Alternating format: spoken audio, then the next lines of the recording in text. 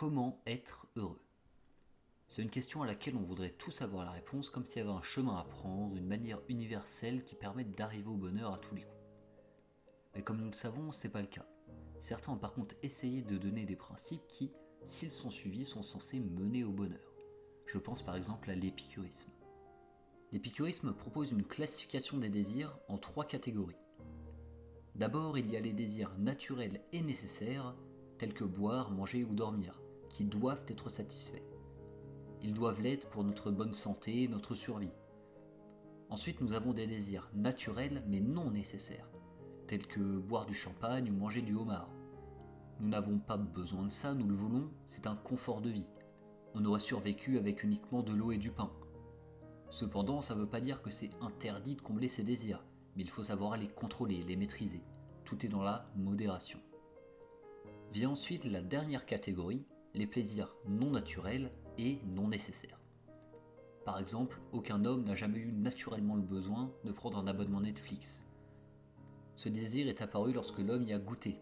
Ce que préconise alors l'épicurisme, c'est non seulement d'interdire le plus possible les désirs non naturels et non nécessaires, mais aussi de limiter et de contrôler les désirs naturels et non nécessaires. En effet, si c'est pas grave de boire une coupe de champagne, ça devient un problème si on en prend 10 et qu'on finit en gueule de bois le matin. Cet événement serait d'ailleurs le parfait exemple pour montrer que l'homme se trompe pour mesurer ses plaisirs. Prendre un verre, puis deux, puis trois provoque du plaisir sur le coup. Mais si cela mène à la gueule de bois puis à l'alcoolisme, l'homme aura alors manqué son jugement et pris pour un plaisir ce qui ne l'était pas. Mais si Épicure nous préconise donc une économie des plaisirs, une philosophie de la modération, est-ce qu'on peut savoir vraiment ce qui nous rend heureux ? Alors pour ça, nous avons de la chance parce que des étudiants d'Harvard ont eu l'idée de suivre des individus durant toute leur vie en mesurant régulièrement différents indicateurs physiques et psychologiques. Cette étude ayant commencé en 1938, elle a évidemment été transmise de génération en génération et en est actuellement à son 4e directeur. Donc suite à ces 86 ans d'études, les individus ont eu le temps de grandir, de faire des choix, qui ont mené certains à être prix Nobel, d'autres présidents, et plusieurs centaines de participants se sont ajoutés depuis le début. L'étude recueillant beaucoup de données physiques et mentales, les chercheurs avaient chacun leur petite théorie sur ce qui aurait le plus d'impact sur le bonheur ou sur la longévité. Certains pensaient à l'argent, d'autres à la santé, mais il s'est avéré que ce soit quelque chose d'autre. Ce quelque chose permet de réduire les crises cardiaques de presque 50%, de survivre plus longtemps à un cancer ou encore d'avoir une meilleure santé mentale. Et ce quelque chose, c'est le mariage et plus globalement les relations sociales. Alors ça peut paraître surprenant, mais on a des éléments pour expliquer ce résultat. Avoir un partenaire à nos côtés le soir quand on rentre permettrait de relâcher la pression, de réduire le stress auquel est confronté notre corps durant la journée, et ainsi de réduire notre taux d'adrénaline, de cortisol ou de cytokine par exemple. Aussi, cela permet de développer de meilleures habitudes de vie et une meilleure santé mentale, qui sont des facteurs également très importants pour une bonne santé. Donc super, on sait que les relations sociales font vivre plus longtemps, mais qu'en est-il de notre bonheur ? Eh bien, le bonheur ne peut pas vraiment être mesuré biologiquement, en tout cas pas sur le long terme.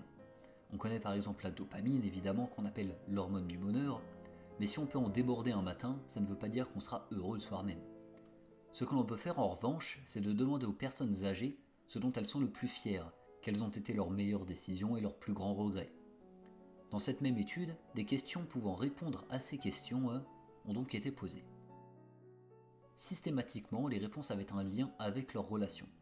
Certains étaient fiers d'avoir été de bons parents, d'autres de bons mentors ou encore de bons chefs. Ce sont ces relations qui les rendaient fiers, heureux, qui leur ramenaient leurs plus beaux souvenirs. D'ailleurs, personne n'évoquait sa carrière, son argent ou son pouvoir. Tel un miroir, les regrets se concentraient, eux, sur le fait de ne pas avoir passé assez de temps avec leurs proches. Alors si on est donc maintenant certain que les relations sont un fondement de notre santé et de notre bonheur, pourquoi les gens ne sont-ils pas heureux ? Ou pourquoi le sont-ils de moins en moins ? En effet, en 2012, l'indicateur de bonheur national aux États-Unis a baissé après une augmentation continuelle pendant 20 ans.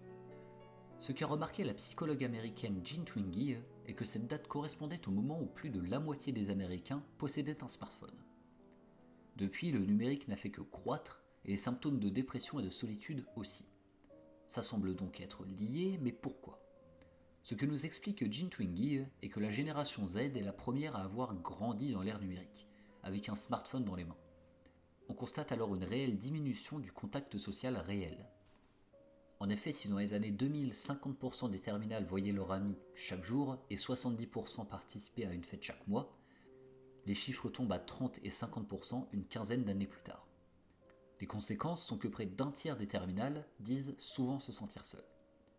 J'en profite juste pour préciser que se sentir seul et être seul ne sont pas la même chose. Être seul, c'est simplement n'avoir personne autour de soi, mais n'implique pas forcément un mal-être. Au contraire, se sentir seul vient de la solitude, de la tristesse ressentie lorsque nous avons moins de relations sociales que nous n'en voudrions. On peut donc se sentir seul dans une foule et complètement épanoui avec quelques amis. Bref, les conséquences de ce mal-être causé par les nouvelles technologies sont concrètes.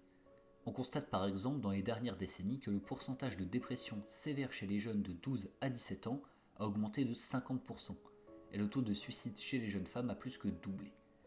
Au global, la génération Z a une satisfaction de sa vie qui a diminué de plus de 10%. Mais pourquoi cela s'est-il passé ? Est-ce qu'on n'aurait pas pu imaginer un futur où toutes les innovations technologiques et numériques existent sans pour autant causer une vague de dépression ?